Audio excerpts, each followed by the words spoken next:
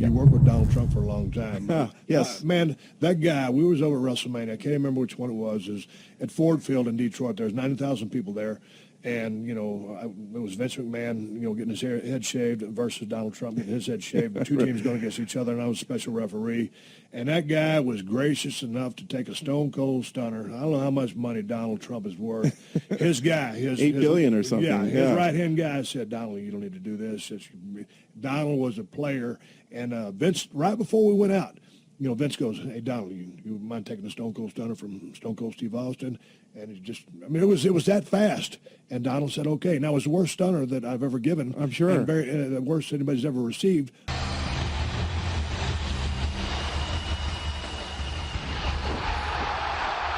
But the guy took a goddamn stunner. I give him a thumbs up for that. How was he to work with? Donald is exactly how you would expect. The thing, it's funny because people don't realize how big he is.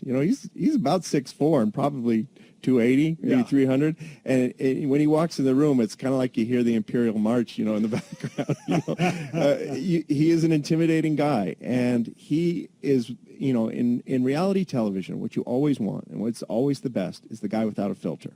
Now, you can clean them up in editing if you need to. Right. And, those guys don't always make the best politicians.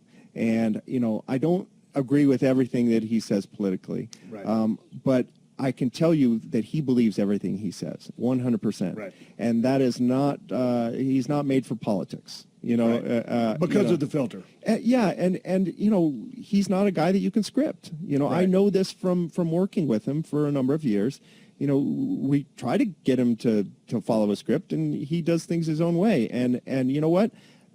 More power to him. I always say, you live by the crazy, you die by the crazy.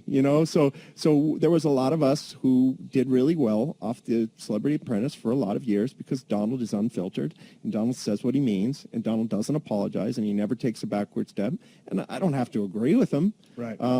But you let him go, and then when he does that in the real world, there's sometimes some repercussions, and I think that's what he's dealing with now. So I think he's done with that show for now. So you're speaking because I think NBC's association with him. Yeah, they've cut all ties with Donald, and I imagine that we will probably try to bring the franchise back at some point in the future. But for now, I think that we have to kind of reevaluate what. Okay, he's raw, he's unfiltered, but how is he to work with? Was he a diva? I mean, he'd show up and do business because at the end of the day, Eric, as you know, the work has to be done. Yes. You only got so much time to do it, and the camera guys and everybody else doing their jobs. Is he time efficient? Yeah, he's like you, Steve, in that when you tell him it's a 7:45 a.m. pickup, you better be there at 7:45 a.m. He is a smart man. He has an amazing memory. He remembers everything you say, so you better not lie to him because he'll catch you. And he's a professional. He's just so incredibly busy. I mean, the guy, he works like a maniac. He's exactly what you would imagine he's like. Does he sometimes scream and yell? Of course he does. He can sometimes be absolutely a grizzly bear, but you don't get to be a billionaire by having dull elbows. So here's a guy who's very outspoken and speaks what's on his mind and wants to do things his way. So when you try to script him or hand him some words, I mean, does he look at them at all? Does he see any kind of direction? Or he has his vision of The Apprentice and he flies by that? He flies by that a lot of times. How open to suggestion is he? Occasionally, we'll try to, like sometimes in the boardroom, we'll slip him a little something that he maybe forgot or something like that. Or that maybe makes something sound like his idea. Yeah. That one. It is